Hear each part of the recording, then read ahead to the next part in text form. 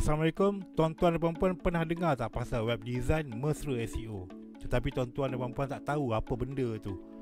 Selalunya orang nak buat web design, pasti dia nak website yang cantik. Tetapi ada tanya tak pada web designer tuan-tuan dan puan-puan, saya nak web design yang mudah dijumpai di Google.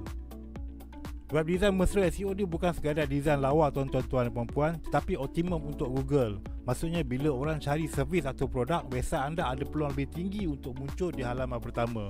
Kenapa kena ada web design mesra SEO tuan-tuan dan puan-puan? First sekali, laju, loading cepat buat orang tak lari. Mesra mobile, 70% orang guna phone untuk browsing sekarang ni kan. Structure jelas, senang Google baca website anda. Kalau tuan-tuan dan puan-puan ada website tapi susah nak ranking, mungkin dah tiba masanya untuk upgrade ke web design mesra SEO. Nak tahu lebih lanjut, just komen di bawah lah tuan-tuan dan puan-puan. Tuan-tuan jangan biar website tuan-tuan dan puan-puan sekadar hiasan saja tahu. Jadilah ia mesin duit dengan web design mesra SEO. Like, follow dan share kalau nak tahu lebih banyak tips-tips daripada saya. Terima kasih.